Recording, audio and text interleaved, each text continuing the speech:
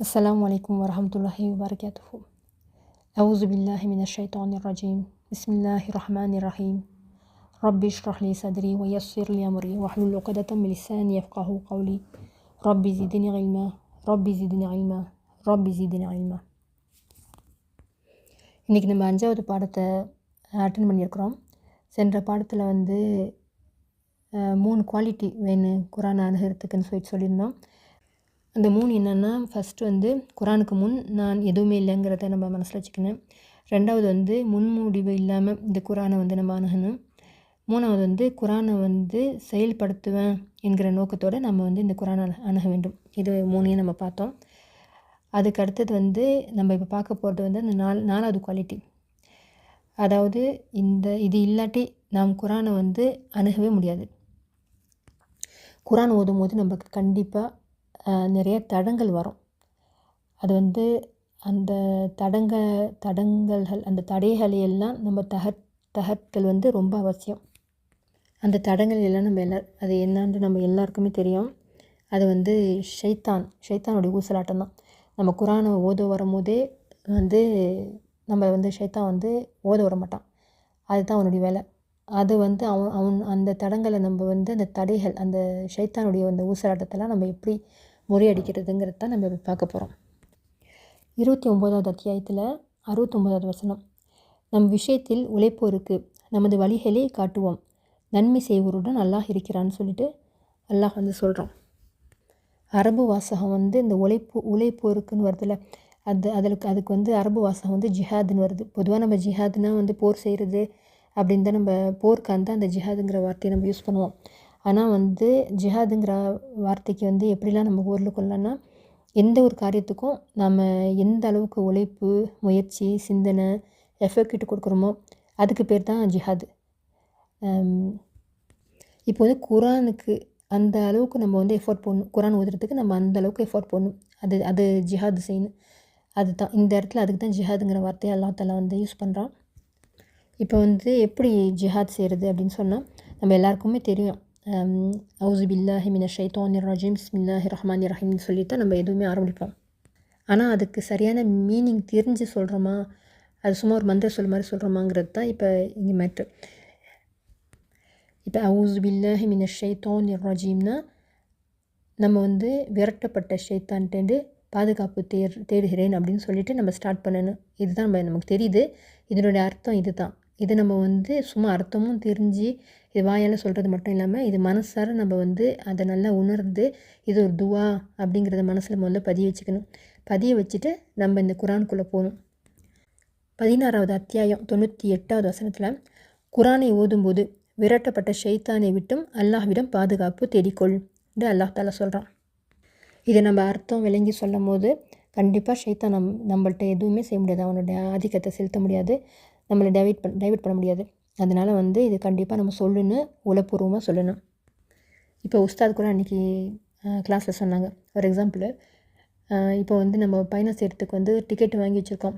Bus டிக்கெட்லாம் வாங்கி வச்சுட்டு இப்போ பஸ் எடுக்காமல் நம்ம சும்மா அந்த டிக்கெட்டை மட்டும் வாங்கி வச்சுருந்தா அது ஏதாச்சும் யூஸ்க்கு ஆகுமா? ஏதாச்சும் ஒன்று யூஸ் ஆகுமா?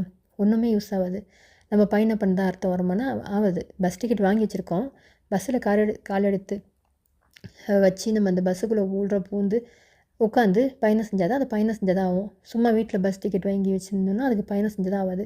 அதே மாதிரி தான் நம்ம இப்போ குரானை சும்மா வாசிச்சுட்டு உட்காந்து அது அர்த்தம் புரியாமல் அதெல்லாம் அது மட்டும் போதாது. சும்மா வாசிக்கிறது மட்டும் போதாது. அதை புரியணும், சிந்திக்கணும், செயல்படுத்தணும். இதெல்லாம் செஞ்சால் தான் நம்ம அந்த குரானுக்குள்ளே பயணிக்கிறதா ஆகும். இப்போ நம்ம அலிஃப் லாம் மீம் அதெல்லாம் சொன்னால் ஒரு எழுத்துக்கு 10 நன்மை. அப்போ அது மாதிரி தான் நம்ம அந்த டிக்கெட் எடுத்துகிட்டு சும்மா பேசாமல் உட்காந்துருக்குற மாதிரி தான். இது மட்டும் நமக்கு போதாது. அதனால் இதிலே நம்ம வெறும் அலிஃப் லாம் மீம்லேயே இல்லாமல் இதை தாண்டி நம்ம போகணும். அப்போ ஷைத்தான் என்ன செய்வானா, இது தெரிஞ்சால் உனக்கு போதும், இதை தாண்டி போக விட மாட்டான் நம்மளை. பல ரூட்டில் வருவான். பல ரூட்டில் இது போதும், உனக்கு இதை நீ கற்றுக்கிட்டா போதுங்கிற மாதிரி தான் ஸ்டாப் பண்ண பார்ப்பான். நாம் தனியாக அவங்ககிட்ட ஃபைட் பண்ண முடியாது. ஏன்னா அவன் பெரிய புத்திசாலி. நம்மளால் அவங்க கூட தனியாக போட்டி போட முடியாதுன்னு சொல்லிட்டு தான் அல்லாஹ் நமக்கு உதவிக்கு வரான். ஏன்னா அவன் வேறு படைப்பு, அவன் நெருப்பால் படைக்கப்பட்டவன், நம்ம மண்ணால் படைக்கப்பட்ட ஒரு படைப்பு. அதனால் அவங்க கூட நம்ம போய் போட்டி போட முடியாது. இப்போ இதனால தான் அல்லாஹ் தஆலா வந்து ஒன்று ஒன்றையும் பார்த்து நமக்கு எல்லாமே நன்மை புரிகிறான். அல்லாஹ் வந்து ரப்புல் ஆலமீனாக இருக்கிறான்னா அவனை பார்த்து பார்த்து நம்ம மீது வந்து அவன் அவன் அவ்வளோ அக்கறை காட்டுறான். வெறும் படைப்பாளனா அவன் இல்லை, நமக்கு வந்து வழி காட்டக்கூடியவன் அவன் வந்து. அதனால தான் ரப்புல் ஆலமீன்னு சொல்கிறான். எல்லா தன்மையும் படித்தவன் அவன் வந்து நமக்கு அவ்வளோ அருள் புரிகிறான். இப்போ வந்து ஒரு நாய் வந்து நம்மளை கடிக்க வருதுன்னா என்ன செய்வோம்? நம்ம யார் வந்து உதவிக்கு கூப்பிட்டு நம்ம நாய்க்கு கூட வந்து போய் சமமாக போய் நம்ம போட்டி போட முடியுமானா போட்டி போட முடியாது. வந்து ஏன்னு கேட்டால் அந்த நாயோடைய அளவுக்கு நம்ம ஃபைட் பண்ணக்கூடிய அளவுக்கு நமக்கு அதனுடைய பல் அது அந்த அளவுக்கு வந்து ஒரு வலிமை படித்ததாக இருக்குது. நமக்கு நாய் கூட போட்டி போட முடியாது. அப்போ நம்ம யாரை கூப்பிடுவோம்னா அந்த நாயோட ஓனரை கூப்பிட்டு ஹெல்ப் கேட்போம். அவர் நாயோட ஓனர் வந்து அந்த நாயை கூப்பிட்டதோட அது போயிடும், அது அவருக்கு கட்டுப்படும். அந்த மாதிரி தான் இப்போ ஷைத்தான் வந்து நம்ம கூட தான் போட்டி போடுவான். ஆனால் வந்து அல்லாஹ் கூட போட்டி போட முடியாதுல்ல. அல்லாஹ் தான் ஷைத்தானை படைத்தான். அதனால் வந்து அல்லாஹ் கூட ஷைத்தான் போட்டி போட முடியாது. அதனால் அல்லாஹ் தஆலா வந்து இந்த ஒரு துஆவில் வந்து நம்மளை வந்து பாதுகாக்கிறான். நம்ம வந்து உள்ளத்தால் கேட்கணும். இப்போ நபி ஸல்லல்லாஹு அலைஹி வஸல்லம் அவங்க வந்து என்ன சொல்கிறாங்கன்னா, அலட்சியமாக செய்யக்கூடிய துஆவை வந்து அல்லாஹ் ஏற்றுக்கொள்ள மாட்டான் அப்படின்னு சொல்கிறாங்க. அல்லாஹ் வந்து கண்டிப்பாக துஆக்களை ஏற்றுக்கொள்வான். எப்போனா நம்ம வந்து அந்த துஆவை வந்து மனசார நல்லா வந்து சின்சியராக கேட்கும் போது ஏற்றுக்குவோம். அவுஸு பில்லாஹி மினஷ் ஷைத்தானிர் ரஜீம் ஒரு துஆ தான். அது துஆன்னு நினச்சி தான் நம்ம கேட்கணும். சூரா அல் பக்ரால 186வது வசனத்தில் அவுஸு பில்லாஹி மினஷ் ஷைத்தானிர் ரஜீம் وَإِذَا سَأَلَكَ عِبَادِي عَنِّي فَإِنِّي قَرِيبٌ أُجِيبُ دَعْوَةَ الدَّاعِ إِذَا دَعَانِ فَلْيَسْتَجِيبُوا لِي فَلْيُؤْمِنُوا بِي لَعَلَّهُمْ يَرْشُدُونَ. என்னை பற்றி எனது அடியார்கள் உம்மிடம் கேட்டால் நான் அருகில் இருக்கிறேன். பிரார்த்திப்பவன் என்னை பிரார்த்திக்கும் போது பிரார்த்தனைக்கு பதிலளிக்கிறேன். எனவே என்னிடமே பிரார்த்தனை செய்யட்டும், என்னையே நம்பட்டும், இதனால் அவர்கள் நேர்வழி பெறுவார்கள் என்பதை கூறுகிறான்னு சொல்லிட்டு இந்த வசனத்தில் சொல்லப்படுது. அப்போ அல்லாஹ் வந்து என்ன எதிர்பார்க்குறான்னா, தன்னுடைய அடியார் வந்து அவங்ககிட்ட கேட்கணும் அப்படிங்கிறத அவன் விரும்புகிறான். அதை அவன் எதிர்பார்க்குறான். நம்ம கேட்டால் கண்டிப்பாக கிடைக்கும். நமக்கு கிடைக்கலன்னா அது நம்ம சரியாக கேட்கலன்னு அர்த்தம். இப்போ நபிமார்கள் கூட வந்து சூரா அல் அன்பியா எடுத்துக்கிட்டால் கூட அல்லாஹ் தஆலா வந்து நிறைய நபிமார்களுடைய துஆவையாக வந்து பட்டியலிட்டு காட்டுறான். அதில் வந்து ஐயூப் அலைஹிஸ்ஸலாம், யூனுஸ் அலைஹிஸ்ஸலாம், ஜக்கரியா அலைஹிஸ்ஸலாம் இவங்களுடைய துஆக்கள்லாம் அல்லாஹ் சொல்கிறான். எனக்கு துன்பம் நேர்ந்து விட்டது, நீ கருணையாளர்களுக்கெல்லாம் கருணையாளன் என ஐயூப் தமது இறைவனை அழைத்த போது அவரது பிரார்த்தனையை ஏற்றுக்கொண்டோம். அவருக்கு ஏற்பட்ட துன்பத்தை நீக்கினோம். அவர் குடும்பத்தாரையும் அவர்களுடன் அவர்களை போன்றோரையும் நம் அருளாக அவருக்கு வழங்கினோம். வணங்குவோருக்கு இது அறிவுரைன்னு சொல்லிட்டு அல்லாஹ் சொல்லி காட்டான்.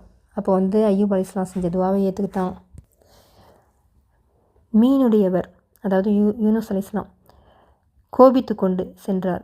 அவர் மீது நாம் சக்தி பெற மாட்டோம் என்று நினைத்தார். உன்னை தவிர வணக்கத்திற்குரியவன் வேறு யாருமில்லை, நீ தூயவன், நான் அநீதி இழைத்தோரில் ஆகிவிட்டேன் என்று இருள்களிலிருந்து அவர் அழைத்தார். அவரது பிரார்த்தனையை ஏற்றுக்கொண்டோம். கவலையிலிருந்து அவரை காப்பாற்றினோம். இவ்வாறே நம்பிக்கை கொண்டோரை காப்பாற்றுவோம். அதாவது யூனுஸ் அலைஹிஸ்ஸலாம் வந்து அவங்க செஞ்ச இந்த துஆவை வந்து அல்லாஹ் ஏற்றுக்கிட்டு அவங்களையும் காப்பாற்றினா, அதே மாதிரி அவங்களுக்கு மட்டும் அது கிடையாது, நமக்கும் செஞ்சு நம்மையும் சேர்த்து தான் சொல்கிறாங்க அல்லாஹ். இவ்வாறு நம்பிக்கை கொண்டோரை காப்பாற்றுவோம் அல்லாஹ் வாக்குறுதி கொடுக்குறான். அதாவது யாரெல்லாம் நம்பிக்கையோடு இந்த மாதிரி பிரார்த்தனை செய்வோமோ அவங்களெல்லாம் அல்லாஹ் இப்படி தான் காப்பாற்றுவான். அது வந்து இது நமக்கு யூனுஸ் அலைஹிஸ்ஸலாம் அவங்க மூலிமா அவங்க கேட்ட இந்த துஆவின் மூலிமா நம்ம புரிஞ்சுக்கிறது என்னென்னா, நமக்கும் இது தான், நம்மளும் இந்த மாதிரியா பாவம் செஞ்சுட்டு கேட்டால் அல்லாஹ் தஆலா கண்டிப்பாக வந்து நம்ம துஆவை ஏற்றுக்குவோம். அதே போல் ஜக்கரியா அலைஹிஸ்ஸலாம் அவங்க கேட்ட துஆ, என் இறைவா, என்னை தனியாக விட்டு விடாதே, நீ மிக சிறந்த உரிமையாளன் என்று ஜக்கரியா தமது இறைவனை அழைத்த போது அவருக்காக அவரது பிரார்த்தனையை ஏற்றோம். அவருக்கு யஹ்யாவை அன்பளிப்பாக அளித்தோம். அவரது மனைவியை அவருக்காக குழந்தை பெறும் தகுதியுடையவராக ஆக்கினோம். அவர்கள் நன்மைகளை நோக்கி விரைந்து செல்வோராகவும் ஆர்வத்துடனும் அச்சத்துடனும் நம்மிடம் பிரார்த்திப்போராகவும் இருந்தனர், நமக்கு பணிவோராகவும் இருந்தனர். அதாவது ஜக்கரியா அலைஹிஸ்ஸலாம் வந்து குழந்தை இல்லாமல் இருக்கும்போது அவங்க துஆ செய்கிறாங்க. அப்போது வந்து அந்த துவாவையும் அவங்க தள்ளாத வயசில் குழந்தை இல்லாமல் இருக்கிறாங்க, அந்த வயசுலேயும் அல்லாஹ் தாலா அவங்களுக்கு வந்து அவங்களோட துவாவை ஏற்றுக்கிட்டு குழந்தை பாக்கியத்தை கொடுக்குறோம். இது வந்து அதே அல் அன்பியாவில் 89வது வசனமாக வருது. அப்போ சாத்தியமில்லைன்னு நினைக்கக்கூடிய விஷயத்தை கூட அல்லாஹ் தாலா வந்து சாத்தியமாக்கி காட்டுறான். இந்த வயசில் யாருக்கும் குழந்தை பெறுவோம்னு நம்ம நினைக்க மாட்டோம், அந்த வயசுலேயும் அல்லாஹ் தாலா வந்து ஒரு அற்புதத்தை செஞ்சு காட்டுறான்.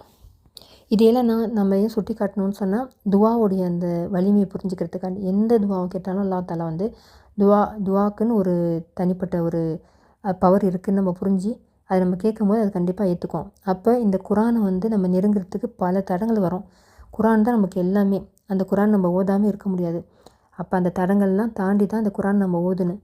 அப்போ அதுலேருந்து நம்ம எப்படி அந்த அவ்வளோ தடைகளையும் தாண்டி நம்ம இந்த குரானை நம்ம நெருங்கணுன்னா நம்ம துவாவோடு தான் நெருங்கணும். இப்போ ஷைத்தானுடைய டார்கெட் வந்து குரான் ஓதுறவங்க தான். அவன் வந்து எல்லோரையும் கெடுக்க மாட்டான். ஷைத்தான் வந்து எல்லோரையும் கெடுக்கிறது அவன் வேலை கிடையாது. ஏன்னா ஏற்கனவே கெட்டு போனவங்கள மேலும் கெடுக்கிறதுக்கு என்ன இருக்குது? அவங்க தான் ஏற்கனவே கெட்டு போயிருக்கானுங்களா. இப்போ நல்லா யார் வந்து இந்த சிராத்தல் முஸ்தகீம் நேரான பாதையில் உள்ளவனைத்தான் வந்து அவனுடைய டார்கெட்டு. நாம் வந்து ஒவ்வொரு நாளும் தொழுகையில் நம்ம என்ன கேட்குறோன்னா சிராத்தல் முஸ்தகீமை தான் கேட்குறோம், நேரான பாதையை தான் கேட்குறோம். எத்தனை முறை கேட்குறோன்னா ஒரு நாளைக்கு 17 முறையாச்சும் குறைஞ்சது கேட்குறோம். ஆனால் நமக்கு தேவை அந்த சிராத்தல் முஸ்தகீம். ஷைத்தானுடைய வேலை என்னென்னா அந்த நேரான பாதை, இந்த சிராத்தல் முஸ்தகீம்லேருந்து நம்மளை வந்து தடுக்கிறது தான். அந்த நேரான பாதையை கேட்குறத விட்டு தடுக்கிறது தான் அவனுடைய வேலை.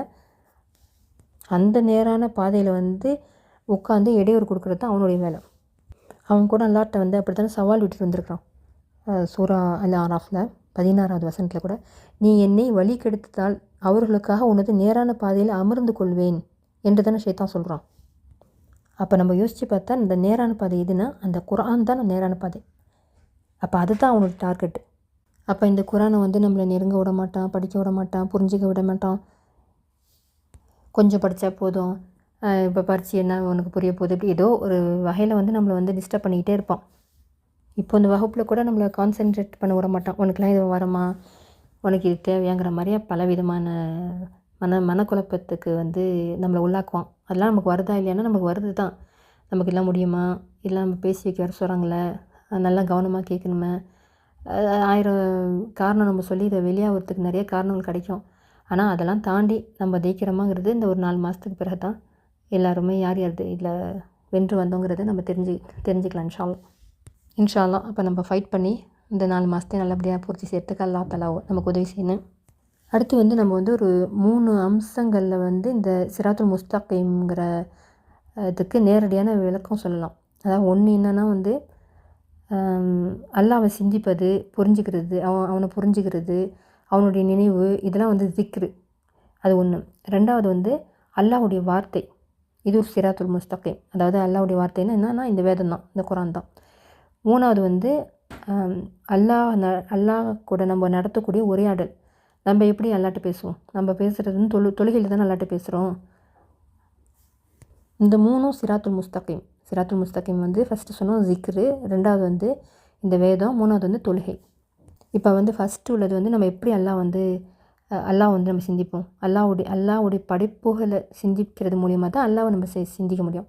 இப்போ அந்த வானம் பூமி, அவனுடைய மகத்துவம் புரிஞ்சுக்கிறது, அவனுடைய கருணையை புரிஞ்சுக்கிறது அப்படின்னு இதெல்லாம் நம்ம சிந்திக்கும் போது அப்போ அல்லாஹ்வை நம்ம சிந்திக்கிறோம். அவனுடைய படைப்புகளை பற்றி சிந்திக்கும் போது தான் நம்ம அல்லாஹ்வை சிந்திக்க முடியும்.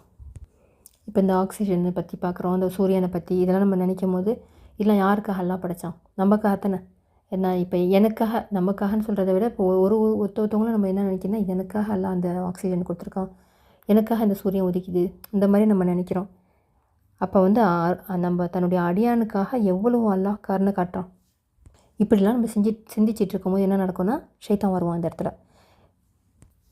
புகாரி 3276வது ஹதீஸில் வந்து நம்ம பார்க்கலாம். வந்து நபி ஸல்லல்லாஹு அலைஹி வஸல்லம் அவங்க வந்து சொல்கிறாங்க, அதாவது ஒருத்தவர் வந்து இப்படி சிந்திச்சிட்டே இருப்பார். இந்த மாதிரியா இதை படைச்சது யார், அதை படைச்சது யாருன்னு இப்படி சிந்திச்சிட்டே இருக்கும்போது ஒரு கட்டத்தில் என்ன வரும்னா நம்ம ஒரு விதமான வஸ்வாஸ் வரும். அதாவது வந்து அல்லாஹ்வை படைச்சது யார், இப்படியே ஒன்றுனா இதை படைச்சது யார் ஒன்றுனா வந்துட்டு இருக்கும்போது திடீர்னு வந்து ஷைத்தான் அங்கே வந்து குறுக்கிடுவான். வந்து அல்லாஹ்வை படைச்சது யாருங்கிற சிந்தனை வரும். வந்ததோட உடனே நம்ம வந்து அல்லாஹ்ட்ட பாதுகாப்பு தேடணும். இதுதான் வந்து நம்மளுக்கு வழிகாட்டுறாங்க நபி ஸல்லல்லாஹு அலைஹி வஸல்லம். பார்க்கும்போது என்னமோ ஒரு அறிவான கேள்வி மாதிரி தான் நமக்கு மனசில் வந்து கொண்டு போடுவான். இப்போ நாத்திகர்கள் கூட வந்து இப்படி தானே கடவுள் இல்லைங்கிற அந்த கொள்கையில் உள்ளவங்க தானே. அந்த மாதிரி அவங்களாம் அறிவுபூர்வமாக இருக்கிற மாதிரி தான் சிந்திச்சு அவங்க ரொம்ப அறிவாளி மாதிரி தான் காட்டிக்கிறாங்க. ஆனால் வந்து இது ஒரு முட்டாள்தனமான கேள்வி. ஒரு உதாரணம் கூட சொன்னாங்க. இப்போ சதுரத்துக்கு வந்து எத்தனை கோணம்னு கேட்டால் நம்ம எல்லாருமே 4ன்னு சொல்லுவோம். முக்கோணத்துக்கு எத்தனைன்னு கேட்டால் 3ன்னு சொல்லுவோம். வட்டத்துக்கு எவ்வளோன்னு கேட்டால் நம்ம எல்லாம் என்ன சொல்ல முடியும்? அதுக்கு இது கிடையாது தானே, கோணம் கிடையாது தானே. இப்போ வந்து எப்படி படைப்பாளன் வந்து எப்படி படைக்கப்பட்டவனா அவன் படைப்பாளன், அவன் தான் எல்லாத்தையுமே படைத்தான். அதான் ஃபஸ்ட்டு, அதான் 0. அப்போ அதுலேருந்து வரும்போது நம்ம எப்படி அதுக்கு முன்னாடி ஒன்றுமே இல்லையா? அப்போ குரான் ஓதிட்டு இருக்கும்போது ஷைத்தான் வந்தால் அவுஸ் பில்லாஹி மினஷ் ஷைத்தானிர் ரஜீம் சொல்லி சுதாரிச்சிக்கின்னு, அதே மாதிரியே ஜிக்ரு செஞ்சிட்டு இருக்கும்போது வந்தால், அதாவது அல்லாஹ்வை பற்றி சிந்திச்சிட்டு இருக்கும்போது வந்தால் அதே மாதிரியா அவுஸ் பில்லாஹி மினஷ் ஷைத்தானிர் ரஜீம் சொல்லிக்கின்னு, அதே மாதிரி இன்னொரு இடத்துல வருவான்னு நம்ம சொன்னோம். எந்த இடம்னா தொழுகையில் அவன் எப்படி வருவான்? இது வந்து சஹீஹ் முஸ்லீமில் வந்து 2203வது ஹதீஸாக இருக்குது. ஒன்றுக்கும் ஒரு ஷைத்தானுக்கு வந்து பலவிதமான ஒரு டிபார்ட்மெண்ட் இருக்குதுன்னு சொல்லலாம். ஷைத்தானுக்கு வந்து இப்போ வந்து கணவன் மனைவியை பிரிக்கிறதுக்கு ஒரு ஷைத்தான், ஒன்றுக்கு ஒரு ஷைத்தான் இருக்கிற மாதிரி இப்போ தொழுகைக்குன்னு ஒரு தனிப்பட்ட ஷைத்தான் இருக்கான். அவன் யாருன்னா தொழுகைக்குன்னு உள்ள பர்டிகுலராக உள்ள அந்த ஷைத்தான் வந்து ஹின்சப். அவன் பாங்கு சொல்லிலாம் முடிஞ்சது பிறகு தக்பீர் கட்டினத்தோடையே வந்துடுவான். அவன் என்ன செய்வான்னா நமக்கு பலவிதமான சிந்தனையை தொழுகையில் போடுவான். அதை பற்றி நினச்சிப்பார், இதை பற்றி நினச்சிப்பார். இதுதான் இந்த தொழுகை முடிகிற வரையிலும், தக்பீர் கட்டிலேருந்து இந்த சலாம் கொடுக்குற வரையிலும் நமக்கு இதே வேலை தான் செய்வோம். நமக்கும் அந்த மாதிரி தானே ஆகுது, டிஸ்டர்பன்ஸ் ஆக தானே செய்யுது. தொழுகையில் நம்ம வந்து தக்பீர் கட்டினத்தோடய நம்ம எல்லாருக்குமே அந்த சிந்தனை வரதான் செய்யுது. அப்போ அந்த இடத்துல நபி ஸல்லல்லாஹு அலைஹி வஸல்லம் அவங்க வந்து ஒரு வழிகாட்டல் கொடுக்குறாங்க. அல்லாஹ்ட்ட வந்து நம்ம வந்து பாதுகாப்பு தேடணும். அவுஸ் பில்லாஹி மினஷ் ஷைத்தானிர் ரஜீம்னு சொல்லிட்டு நம்ம வந்து ஆதம் அலைஹிஸ்ஸலாம் அவங்கக்கிட்டேயும் வந்து ஷைத்தான் நல்லது மாதிரி தானே வந்தான். எங்கே வந்தாலும் அவன் நல்லது மாதிரி தான் வருவான். அவங்கள்ட்ட வந்து என்ன சொன்னான்னா வந்து அந்த மரத்தை எதுக்கு அல்லாஹ் தஆலா வந்து உன்னை நெருங்க வேணான்னு சொல்லியிருக்கிறான்னா, நீங்கள் அந்த மரத்தை நெருங்குனீங்கன்னா நீங்கள் வந்து இங்கேயே தங்கிடலாம், நீங்கள் இங்கே நிரந்தரமாகிடுவீங்க அப்படின்னு ஒரு நல்லது மாதிரி தானே வந்தான். கெட்டது மாதிரிலாம் வரமாட்டான். ஷைத்தான் எங்கே வந்தாலும் வந்து நல்லது மாதிரி தான் வருவான். இப்போ வந்து ஒரு குரான் ஓதும் போது கூட குரான் ஓதாதீங்கன்னு சொல்ல மாட்டான். குரான் ஓது, ஆனால் இது போதும், இந்த வசனத்தை நீ படிக்கோ, இந்த மாதிரி தான். இது எப்போ வந்தாலும் ஷைத்தான் வந்து கெட்டது மாதிரிலாம் வரமாட்டான், நல்லதாக வருவான். நம்மளை நிறையா செய்ய விட மாட்டான். குரானில் கூட வந்து ஷைத்தானுக்கு அல்லாஹ் வந்து என்ன பேர் வச்சுருக்கான்னா ஒரூர்ந்து, அதாவது வந்து ஏமாற்றுக்காரன். அவன் நம்மளை ஏமாற்ற தானே செய்கிறான். உண்மை மாதிரி வந்து நம்மளை ஏமாற்ற செய்கிறான். அதுக்கு தான் அவனுக்கு வந்து ஒரூர்னு ஒரு பேர் இருக்குது. நாம் தான் வந்து சுதாரிச்சிக்கணும், இது ஷைத்தானுடைய வேலை அப்படின்னு சொல்லிட்டு நம்ம தான் வந்து சுதாரிச்சிக்கணும். அப்போ எல்லாரையும் கெடுக்கிறால, எல்லாரையும் கெடுத்து முடிச்சுட்டு கடைசியில் அவன் என்ன மறுமையில் வந்தது பிறகு என்ன செய்வான் தெரியுமா? அதை வந்து அல்லாஹ் வந்து சூரா இப்ராஹிமில் வந்து 22வது வசனமாக சொல்லி கட்டுறான். அல்லாஹ் உங்களுக்கு உண்மையான வாக்குறுதி அளித்தான். இது யார் சொல்கிறான்னா ஷைத்தான் சொல்கிறான். அல்லாஹ் உங்களுக்கு உண்மையான வாக்குறுதி அளித்தான், நானும் உங்களுக்கு வாக்குறுதி அளித்து உங்களிடம் வாக்கு மீறிவிட்டேன். உங்களை அழைத்தேன், எனது அழைப்பை ஏற்றீர்கள் என்பதை தவிர உங்கள் மீது எனக்கு எந்த அதிகாரமும் இல்லை. எனவே என்னை பழிக்காதீர்கள், உங்களையே பழித்துக் கொள்ளுங்கள். நான் உங்களை காப்பாற்றுபவனும் அல்ல, நீங்கள் என்னை காப்பாற்றுவோரும் அல்ல. முன்னர் நீங்கள் இறைவனுக்கு என்னை இணையாக்கியதை மறுக்கிறேன் என்று தீர்ப்பு கூறப்பட்டவுடன் ஷைத்தான் கூறுவான், அநீதி இழைத்தோருக்கு துன்புறுத்தும் வேதனையும் உண்டு. அப்போ மறுமையில் அவன் சொல்லிடுவான், நான் உங்களை கூப்பிட்டேன், நீங்கள் தான் வந்தீங்க, பின்னால் நீங்கள் ஏன் வந்தீங்க? நான் உங்களை கூப்பிட்டேன், அது உங்கள் வேலை, நான் கூப்பிட்றது தான் என்னோடய வேலை, வந்தது நீங்கள் தானே அப்படிங்கிற மாதிரி. இப்போ பார்த்தீங்கன்னா இப்போ ஒரு ஷைத்தான் நம்மளை வந்து ஒரு பாட்டை கேட்கலாம், நல்லா இருக்குமே அப்படின்னு சொல்லிட்டு ஒரு கெட்ட எண்ணத்தை போடுறான். இந்த எண்ணத்தை போடுறது தான் அவனோட வேலை. கையை பிடிச்சி கூட்டிகிட்டு வந்து அதை வந்து போட்டு, அதெல்லாம் அவனோட வேலை கிடையாது. எண்ணத்தை போடுறது தான் வேலை. அதை போய் யார் செஞ்சா? நம்ம தானே போய் செய்கிறோம் அந்த வேலையை. அப்போ அவனுக்கு ரிப்ளை கொடுத்துருக்கக்கூடாதுல்ல. ஆனால் இதெல்லாம் சொல்லிவிட்டு அல்லாஹ் தஆலா நமக்கு ஒரு ஆறுதலையும் சொல்கிறான். அது என்னென்னா சூரா அன்னிசாவில் 76வது வசனம், எனவே ஷைத்தானின் கூட்டாளிகளுக்கு எதிராக போரிடுங்கள், ஷைத்தானின் சூழ்ச்சி பலவீனமானதாக உள்ளது. அவுஸ் பில்லாஹி மினஷ் ஷைத்தானிர் ரஜீம். இன்ன கைத ஷைத்தானி கான தஈஃபா. அவனோட சூழ்ச்சி பலவீனமானதுன்னா அப்போ அவனோட சூழ்ச்சியை நம்மளுக்கு கண்டிப்பாக வந்து நம்ம முறியடிக்க முடியும். அதுக்கு தான் நம்ம அல்லாஹ்ட்ட வந்து அந்த பாதுகாப்பு கேட்குறோம். அவுஸ் பில்லாஹி மினஷ் ஷைத்தானிர் ரஜீம்னு சொல்லிட்டு நம்ம மனசால் கேட்டால் அவன் நம்மளை வந்து அவன் எதுவுமே செய்ய முடியாது. அல்ஹம்துலில்லாஹ். அதை பாதுகாப்பை பற்றி இந்த வகுப்பில் பார்த்தோம். அடுத்து வந்து நம்ம வந்து வியாழன் நடந்த கிளாஸினுடைய சாராம்சத்தில் பார்ப்போம் இன்ஷா அல்லாஹ். அப்போ வந்து சென்ற பாடத்தில் வந்து நம்ம 4 பண்புகள் தேவை குர்ஆன் அன்ஹான்னு சொல்லிட்டு பார்த்தோம். இன்னொரு அம்சமும் இது கூட தேவை. அது என்னன்னு சொல்லிட்டு பார்ப்போம். இப்போ திருக்குர்ஆன் வந்து யாருடைய சொல்லு? திருக்குர்ஆன் வந்து அல்லாஹ்வுடைய சொல்லு. பொதுவாகவே நம்ம வந்து எந்த ஒரு செய்திக்குமே வந்து எப்படி நம்ம ஒரு வெயிட் கொடுப்போம், எப்படி ஒரு முக்கியத்துவம் கொடுப்போம்னு சொன்னால், அது யார் சொல்கிறாங்கங்கிறத பொறுத்து தான் நம்ம வந்து ஒரு முக்கியத்துவம் கொடுப்போம். அப்போ வந்து இப்போ ஒரு உதாரணத்துக்கு எடுத்துக்கிட்டால் கூட, இப்போ ஒரு கொரோனா வைரஸ் வந்துச்சு. அந்த வைரஸ் வந்து வரும்போது எல்லாரும் அப்படி இப்படி கொஞ்சம் பேசிக்கிட்டாங்க, இந்த மாதிரி வைரஸ் ஒன்று சுற்றிட்டுருக்கு அப்படின்னு சொல்லிட்டு பேசிகிட்டு இருக்கும்போது, நம்ம இதுக்கெலாம் ஒரு பெருசாக ஃபஸ்ட்டு ஆரம்பத்தில் ஒரு முக்கியத்துவம் கொடுத்துருக்க மாட்டோம். நம்ம வந்து இது ஒரு சைனாவில் வந்துச்சு அப்படின்னு சொல்லிட்டு அது அலட்சிய போக்காக தான் நான் எடுத்துகிட்டு இருந்தோம் ஃபஸ்ட்டு ஆரம்பத்தில். அதுக்கு பிறகு அங்கே வந்துச்சு இங்கே வந்துச்சுன்னாங்க. ஒன்றும் அதை பற்றி நம்மளுக்கு சரியான ஒரு புரிதல் இல்லை. அதுக்கு ஒரு முக்கியத்துவம்லாம் நம்ம கொடுக்கல. அப்போ வந்து பொதுவாக நம்மக்குள்ளாக பேசிக்குவோம் கொள்ளுவோம், அதெல்லாம் ஒன்றும் இருக்காது, சும்மா ஏதாச்சும் பொருளையே கலப்புவாங்க அப்படின்னு சொல்லிட்டு நம்ம அலட்சியமாக போயிடுவோம். ஆனால் இதே வந்து என்ன ஆச்சுன்னா வந்து இப்போ அரசு அவங்களெலாம் வந்து பிரதமர்லாம் வந்து இதில் இப்போ டிவியில் பேசக்கூடிய அளவுக்கு இது ஒரு பெரிய செய்தியாக போயிடுச்சு. எந்த அளவுக்குன்னா வந்து ஊரடங்கு உத்தரவு உலகம் ஃபுல்லாக ஒரு நாடு அது கட்டுப்படுத்தலை, எல்லா நாட்டையுமே கட்டுப்படுத்தக்கூடிய அளவுக்கு எல்லா உலகத்தில் உள்ள அத்தனை பேருமே வந்து ஊரடங்கு உத்தரவு எல்லாம் சமமாக ஒரே சமயங்களில் எந்த ஃப்ளைட்டும் போல் எந்த ட்ராவலிங்கும் கிடையாது, எல்லாருமே வீட்டில் அடங்கியிருக்கணும் அப்படின்னு சொல்லிட்டு ரொம்ப ஒரு கட்டுக்கோப்பாக கொண்டு வந்தாங்க. இதை வந்து நியூஸில் ஃபஸ்ட்டு சொல்லும் போது அது நம்ம கேட்டு தானே ஆகணும். ஏன்னா அரசாங்கத்திலேருந்து வரக்கூடிய செய்தி, அதுக்கு நம்ம ஒரு முக்கியத்துவம் கொடுத்தோம்னா ஃபஸ்ட்டு சும்மா பேசிகிட்டு இருக்கும்போது நம்ம அதுக்கு ஒரு இம்பார்ட்டன்ஸ் கொடுக்கல, அதை வந்து அலட்சியப்படுத்திட்டு போனோம். அதே இது அரசு சொன்னது பிறகு எல்லாருமே அதுக்கு கட்டுப்பட்டுமே, எல்லாருமே அந்த செய்திக்கு ஒரு முக்கியத்துவம் கொடுத்தோம். இது ரொம்ப ஒரு இப்போ டேஞ்சரான வைரஸ் தான் போல இருக்குது அப்படின்னு சொல்லிட்டு எல்லாருமே அதுக்கு வந்து எல்லோரும் மாஸ்க்கை போட்டுட்டு ரொம்ப எல்லோரும் பயந்து போய் யாரையும் பார்க்காத அளவுக்கு அவ்வளோ ஒரு நெருக்கடியாக போயிடுச்சு. அப்போ எதுக்கு இந்த செய்திக்கு நம்ம முக்கியத்துவம் கொடுத்தோன்னா இது ஒரு அரசாங்கத்துலேருந்து வந்த செய்தியாக இருந்துச்சு.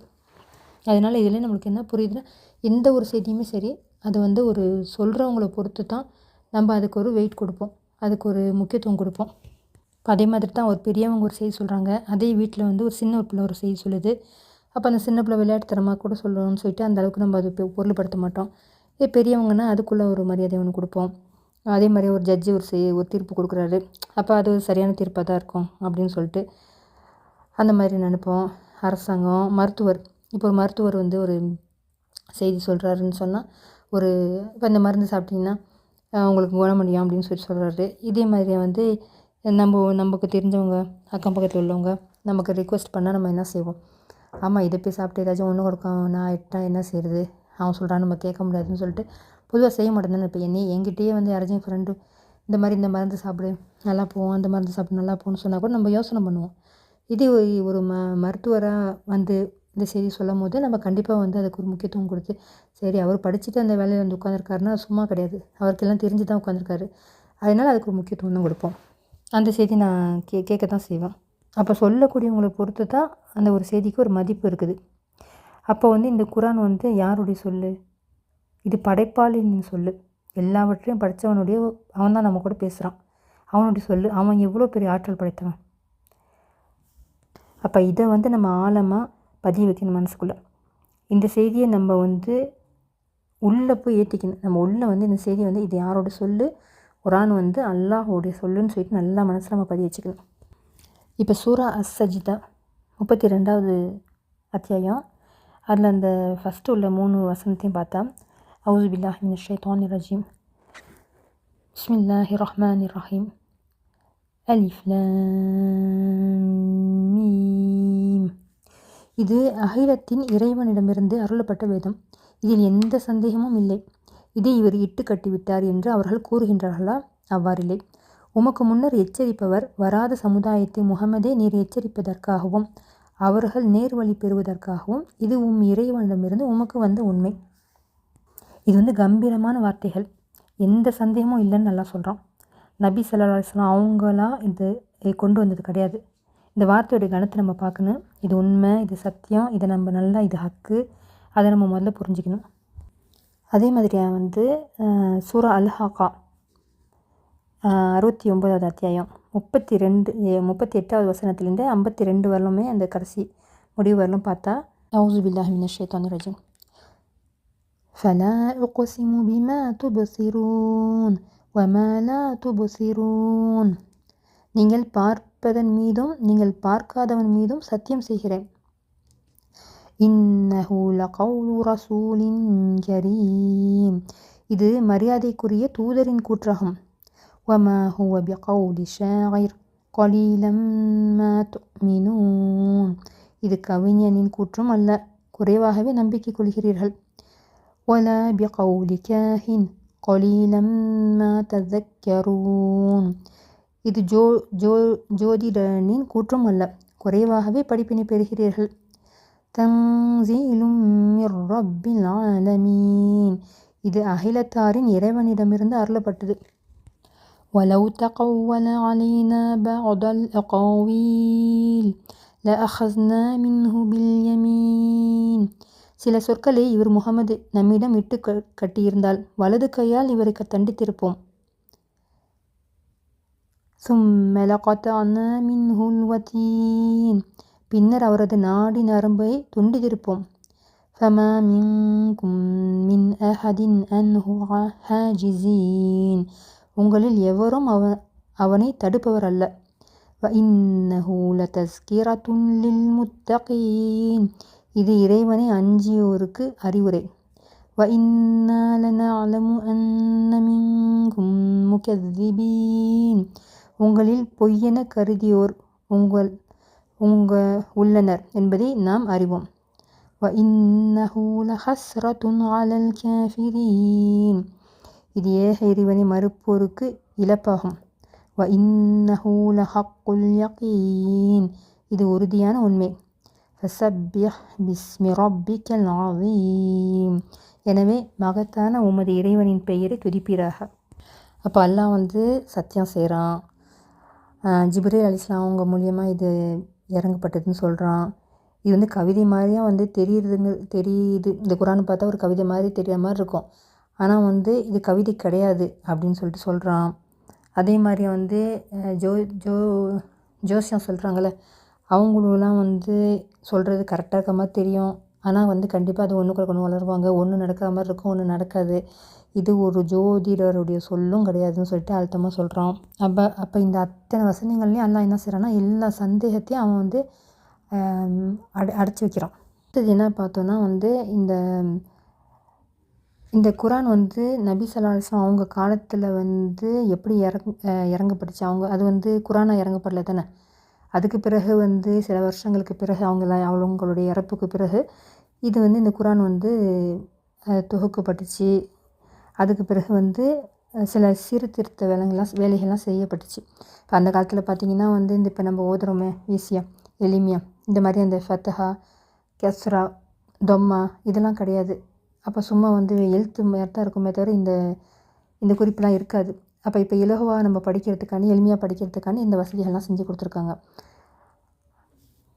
இந்த குரானில் நம்ம சில வசனங்கள் எடுத்து பார்க்கும்போது ஒரு யதார்த்தமாக அமைஞ்ச மாதிரியே இருக்காது. அல்லாவே பிளான் பண்ணி இப்படிலாம் அமைச்சிருக்கிறாங்கிற மாதிரியே நம்ம புரிஞ்சிக்க முடியுது. ஒரு உதாரணத்துக்கு பார்த்தா அல்-பக்ராவில் வரக்கூடிய 143வது வசனம். இப்போ அல்-பக்ரா பெரிய சூறா. இதில் 286 வசனம் இருக்குது. அது கரெக்டாக பார்த்திங்கன்னா அதனுடைய பாதி 143. அந்த 143வது வசனத்தை நம்ம எடுத்து பார்த்தோம்னா, அந்த 143வது வசனத்தில் என்ன சொல்லப்பட்டிருக்குன்னா, இவ்வாறே நீங்கள் மற்ற மக்களுக்கு எடுத்து சொல்வோராக திகழவும், இத்தூதர் முகமது உங்களுக்கு எடுத்து சொல்பவராக திகழவும் உங்களை நடுநிலையான சமுதாயமாக்கினோம். இந்த இடத்துல நடுநிலைங்கிற வார்த்தையை நம்ம கவனிக்கணும். நடுநிலை இந்த சூறாவில் இந்த அல்-பக்ரா சூறாவில் கரெக்டாக அந்த நடுவில் வரக்கூடிய அந்த வசனமாகவும் இது அமைஞ்சிருக்கு. அடுத்து இது இறைவனுடைய வார்த்தை தாங்கிறதுக்கு இன்னொரு சான்று நம்ம சூறா அல்-அஹ்ஸாபில் 33வது அத்தியாயம் 4வது வசனம் அதில் பார்க்கலாம். இதில் எப்படி மொழிபெயர்த்திருக்காங்கன்னா, எந்த மனிதருக்குள்ளும் எந்த மனிதருக்குள்ளும் 2 உள்ளங்களை அல்லாஹ் ஏற்படுத்தவில்லைன்னு இப்போ மொழிபெயர்த்திருக்காங்க. ஆனால் வந்து மனிதருங்கிற இடத்துல வந்து அந்த அரபு சொல் எப்படி வருதுன்னா, அவுஸு பில்லாஹி மினஷ் ஷைத்தானிர் ரஜீம், மா ஜஅலல்லாஹு லி ரஜுலின் மின் கல்பைனி ஃபி ஜௌஃபிஹ்.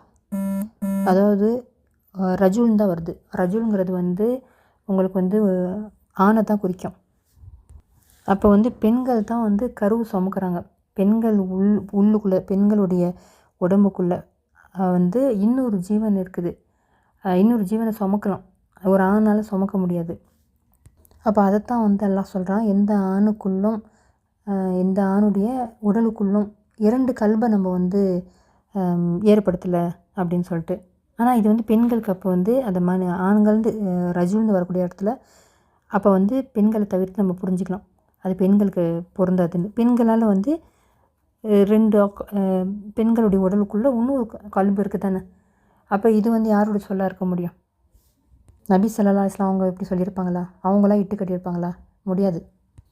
கடைசியாக அந்த வகுப்பை முடிக்கும் போது வந்து 2வது அத்தியாயம் 126 அந்த வசனத்தையும் 14வது அத்தியாயத்தில் உள்ள 35வது வசனத்தையும் 2யும் பொருந்தி பார்த்து அந்த வசனங்களில் நம்ம வந்து என்ன வித்தியாசத்தை புரிஞ்சுக்கிறோம், என்ன வித்தியாசம் இருக்குது அந்த 2 வசனத்துலேயோன்ட்டு நல்லா ஆளை சிந்திச்சு அடுத்த வகுப்பில் வந்து அதை சொல்லணும்னு சொல்லிட்டு கேட்டிருந்தாங்க. அதோட நம்ம வகுப்பு முடிஞ்சிருச்சு. இன்ஷா அல்லாஹ் அது வந்து அடுத்த வகுப்பில் பார்ப்போம். சுப்ஹானக அல்லாஹும்ம வ பிஹம்திக அஷ்ஹது அன் லா இலாஹா இல்லா அன்த அஸ்தக்ஃபிருக வ அத்தூபு இலைக். அஸ்ஸலாமு அலைக்கும் வரஹ்மத்துல்லாஹி வபரகாத்துஹு.